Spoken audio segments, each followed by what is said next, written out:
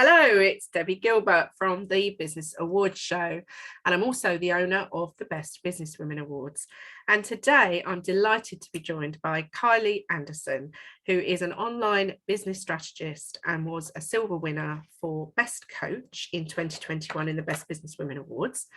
And today we're going to be talking about getting your business online. Kylie, hello, welcome. Thank you. It's so good to be here. Kylie, I think we should start with what you did before you started your business, and then we'll talk a bit about your business, because I think people like to hear that journey. So tell us, what were you doing before you started your business? Yeah, no, I had quite a fun journey. Well, wasn't fun into the entrepreneurial world, so I'll share a bit about that. So when I got started, I was in corporate sales. So basically I've been in corporate sales for about 14 years. So I was the head of a real estate agent in London. So I ran a branch for basically 7 years. Long hours, ridiculous, you know, it's like an estate agency, and most hated industry. Not everyone hates their estate agent, but I loved it. I tripled their business in over 5 years, and kind of worked my way up from negotiator and then ended up running the branch. So I was a sales manager for nearly 5 years. Loved it, thrived on it, but got really burnt out. I have to say, you know, 6 days a week, you're pretty well on it all the time. But I love property, so anyone gets me going about property, I'll chat for hours about property. And I love being nosy inside people's houses. But I got burnt out, and at the time we were evolving and growing really quickly. And I just decided it was time to move on. And I kind of got this entrepreneurial bug. I went to the National Achievers Congress. That was my kind of eye-opening moment to say, oh, there's this whole entrepreneurial world out here. And I've been, you know, basically heads down, bum up in a way, working for other people really hard. So that got me into the foray of it. And I actually learned to Forex trade. So I actually left work, ended up Forex trading, did really well. And then my broker went into receivership overnight. And so basically I lost all my savings literally one night and went, oh, okay, I might have to get a job again. So I eventually got the money back, by the way, but it took about 8 months to get it back, go through the process of the receivers. And so I eventually got it back, which was great. At least I got it back. I could have lost it all. But that meant I had to get a job again. So I got into then headhunting and recruitment, and went into senior headhunting for the construction industry around sales experts. So I got to know the construction industry and people like Barrett's and Barclay Homes, all those sorts of guys. Worked with them and basically recruited all their sales teams around for all the different show homes, which I loved. And then I tried to, slow down. I was tired of sales. I had got the entrepreneurial bug. And I was like, oh, there's burning in there. When you're in sales, if you've ever wanted to leave, it's really hard to then do well in sales because your mind's not there. You've got to be really driven, obviously, to be in sales. And I was just like, I don't want to do this anymore. So I thought, well, actually, I quite like this new homes bit. I can sit on site from 10 to 4. I don't have to be working 60-hour weeks. So I switched into the industry and started working on new home sites. And you'll laugh because basically I got sacked 3 times in literally 6 months. Oh my God. I know, but it was because one was I was not posh enough for the Barclay sites, by the way, because apparently you don't talk to wealthy people. And yet I'd worked with millionaires for years. Obviously around Ealing, most of them are millionaires. So it was quite funny. I got told I wasn't posh enough. And then basically I outsold everyone else on the site. And they didn't like that. The other people that I worked with didn't like the fact I'd outsold them. And so they started complaining to my boss that I didn't fit in and all this sort of stuff. And I just went, you know what, I'm out. But it was basically the universe telling me it was time to do my own thing, really. So I wasn't listening, obviously. So then I got out into the entrepreneurial world, and I started affiliate marketing. So I actually started selling other people's products and programs. I kind of got used to this online thing, and I thought I quite like the leverage of internet. And so I was like, oh, what can I do? And I didn't want to actually start to teach sales. So a lot of people, obviously, when they start, they go into what they do. And I just didn't want to teach sales. I didn't want to become a sales coach. And I was like, that's not for me. And I was actually pretty overselling after 14 years of it. So I got selling affiliate marketing. And but then I realized, I was like, well, I kind of like this leverage bit, but I don't like the get rich quick side of internet marketing. It got a bit too what's the word, pushy sales and that for me. And I'm a relationship builder in sales. I'm not a sleazy sales, if you know what I mean. And that was a bit too tacky for me. So I was like, well, how can I take this internet marketing thingy that I love and the leverage and the capability it's got back into the business world, which I really loved. Obviously, is my passion around with small business and growing that business. And that's how I got doing what I do now. So basically, I realized that there was a lot of offline businesses and small businesses that could actually leverage online and use their existing knowledge and skills to grow their business. And that's how I got started doing what I do now. So you would describe that as they can, basically have a passive income once they've created those courses? Yeah, quite often. So there's a couple of things I really love is like, obviously, if people are just working straight out one-to-one, so I work with a lot of service-based type businesses, whether they're therapists, coaches, I'm working with a financial planner at the moment. So it's basically people that are kind of working one-on-one and trying to figure out a way they can leverage their skills, but work one-to-many. That's basically what they're looking for, is they're trying to find another way to increase their income. Because if you think most businesses are capped, like you've only got a certain hours in the day, you can only charge a certain amount if you're charging by the hour, because most people look at competition and go, well, they're only charging that down the road. Why would I pay you double or triple? Do you know what I mean? So there's an income cap. And obviously you can only get so many clients. The biggest struggle I hear is people chasing clients, like we need clients. But actually, it's not often that they need clients, is their business model is broken. And they can't scale because they don't have a business model that can actually handle the capability of having actually less clients and more income. So how do you work with these business owners? So they come to you for advice, and then do you start to help them get clarity? How explain to me a bit more detail about how you work with them. Yeah, most of them are they come to me, they've either got loads of ideas and don't know where to start. So they're normally sitting there going, oh, I could do this, I could do that, I could do this, and they're not doing anything. So that's one person that comes to me. And then the other person kind of thinks, well, I've got a business, but I don't think I've got anything I could sell online. So then they're looking for ideas. So normally the first thing I try and do is, quite often I'll do a strategy session with them.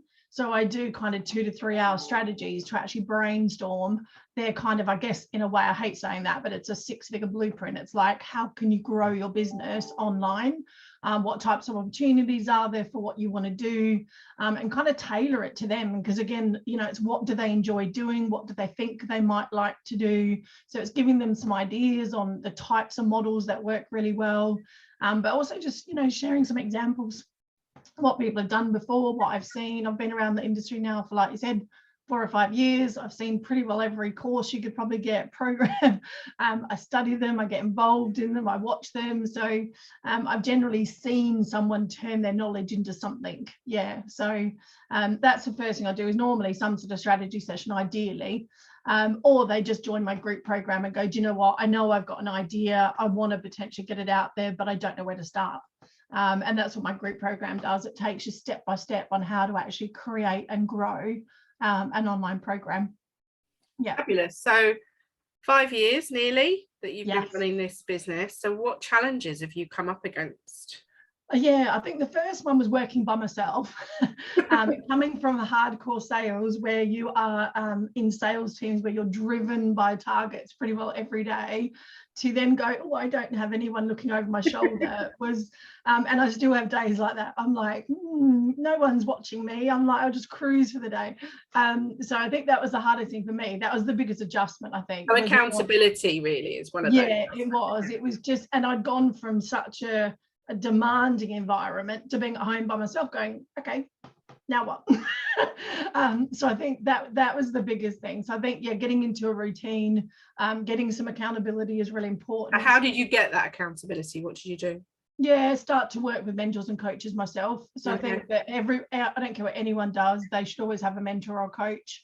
someone to kind of get at them outside of their head. Because I think for me, the biggest thing for me was, obviously it was all new. I was like, I don't quite know what I'm doing. So you have to surround yourself with good people, like, and ideally one that you can turn to help you make decisions. If you've got no one else around you, like you might have a partner maybe really good at that.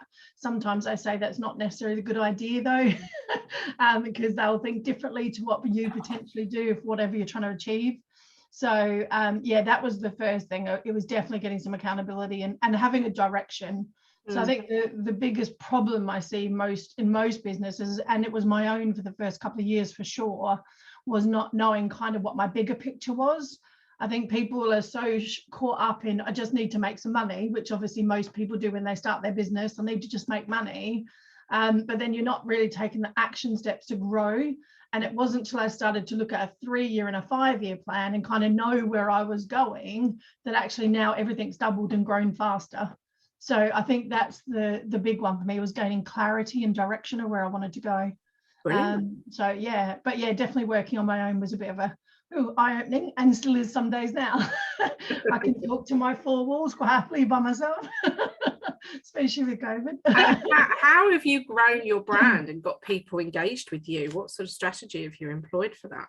Yeah, so it's funny because it's only really basically over the last 6 months I've really started to increase visibility. So I started doing what I was used to doing, because obviously I'm a bit old school sales. So for me, it was all about relationships first. I've always done very relationship building type of sales. So I'm always a networker, I'm always a connector, I'm always having conversations. I always say to people that if you're getting started, just have conversations. You know, people put some big emphasis on selling, and I don't. I just chat to people, and because I then chat to people, I find out what they're struggling with. Can I help them? So I just see it as a conversation rather than as a sales process. So obviously that's kind of how I got going. I got good reputation. Referrals are important. Like I did my figures the other day. I always do it at the end of the tax year and look at where my clients come from. 85% of my high ticket clients are all referrals. So wow. Really high, yeah. So, and I built over a 6-figure business doing that, by the way. It's only really now I've started to increase visibility with things like awards. Wow, well, that was my next question. Yes. So, what was the thought process behind awards, and what sort of things have you done around awards over the last couple of years, really?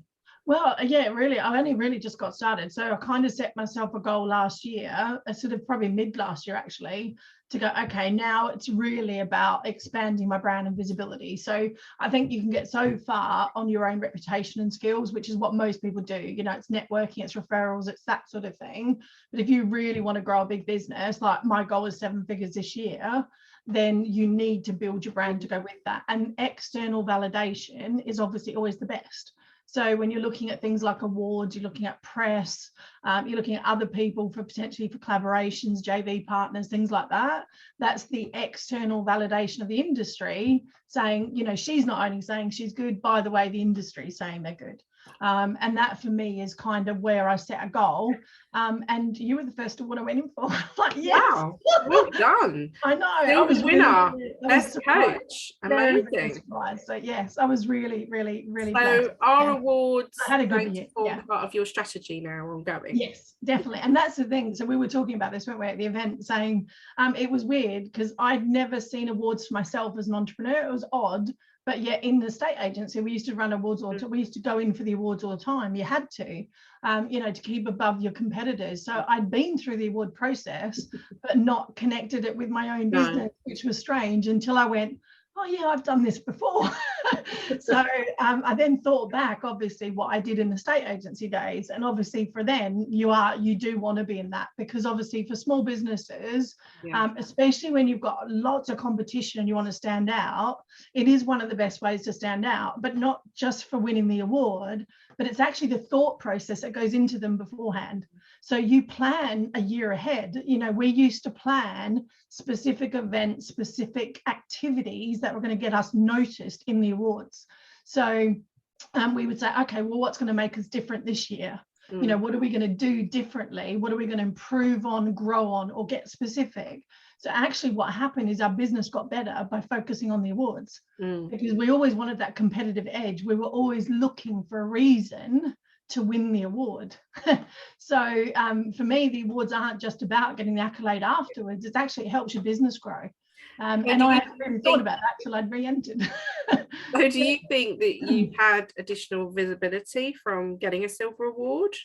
Definitely, yeah. So I've picked up things like I've been invited into a couple of summits I hadn't been, and that was directly off the awards. Wow. I've had a couple of clients like approach me from it, direct offers from social media posts, sharing. And I know for me, I'm really now just getting started. So it's like, and then like you said, I think then you have to have a plan, which I haven't quite got in place, but I'm starting to now, is to then start to use it for things like press. Getting that accolade in relation to kind of how do you leverage it even better. So yeah, for me, it'll definitely be a part of my marketing moving forward for sure. Yeah. Right. Yeah. So any tips and advice for anyone listening to the podcast about thinking about putting their business online? You're an expert in this industry, so what would be the first sort of things that people would have to think about? Yeah, I think there's two things. I think the first thing, believe that you can do it. So like everyone has some sort of knowledge or skills that someone else will pay for, and I think that's where a lot of us, especially women entrepreneurs I work with, think, oh, who would do that? Who would pay? So I think stop you there. So why do you think women have an issue with that then? Because we have to it was funny, I was talking to a guy about this the other day, and it's quite often because we have to validate ourselves even more. It's weird. It's like we do have quite often, unfortunately, value issues around our own skills. Guys will just go in and go, yeah, I'm worth 10 grand, or I'm worth this. So you do see there's a real difference in the genders on this? There is, yeah. I've been around sales for years. That's interesting, because obviously you've seen a lot of people. Better, but yeah. So you're finding that the women lack confidence to put their business online, and the men kind of come at it from a different angle. Yeah, and I think, and especially around prices, because I like to go slightly high ticket if I can, because I just believe you work with better clients. It's like I always say in an estate agency, when you're selling a 200 grand house and you're selling $1 million house, takes the same amount of time and effort most of the time to sell. But actually, when you're dealing with someone like $1 million, they know exactly what they want. They make decisions faster. They don't hesitate after, because they generally know. So it is different working with higher level clients, because they're much more decisive. It's not their last pennies, or they're not worried about stuff. They just get on with it and they do the work. So that's one of the things I like to do. Is a lot of people I see build their businesses the wrong way when they go online, because they all go, oh, but I want these low passive income products, and they're harder to darn sell. They take longer to sell. You need hundreds more numbers. I did a launch recently, and I just did a quick launch of something I was doing, did 20 grand basically in 4 weeks, and it was 4 clients. And it was like, my friend's just done a launch and it's like she did 16 sales and didn't hit 20 grand. And I'm just like, so you had to find 16 people to buy your product. I had to find 4.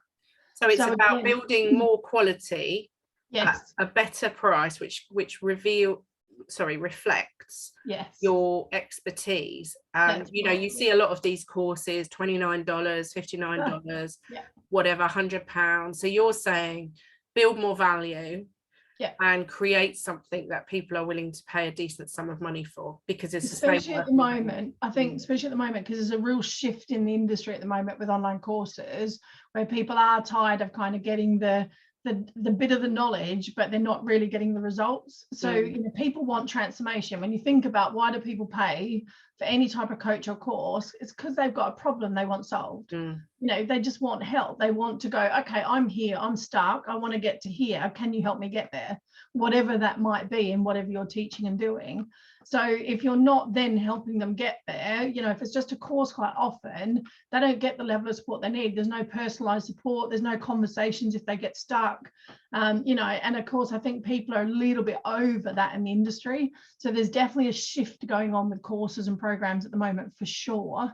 And I think people are looking for a bit more personal, a bit high touch. But I also think it depends where you're at in your business. So for me, again, is like, it's when people get started, they think they want to go low ticket because it's easier, but actually it's harder, because you end up spending more and more time trying to sell. You're forever in launches. You know, you're forever trying to sell 15, 20 products, which most people don't have the money to do, because you need loads of traffic for that. You need loads of volume. So again, for me, it depends where you're at in your business. You're actually better off starting slightly higher, grow from there, have them the abilities when you hit 5, 10K, then you can spend 1,000 on traffic. Then you can run low ticket products and do the sales. So I think for me, I reverse the businesses around quite often and go the other way. Yeah, because it gives you the funds to grow faster. Yeah, it makes perfect sense, Kylie. It's what tripled my business. You know, so you've implemented these measures yourself. Yeah, they're almost tried and tested by you.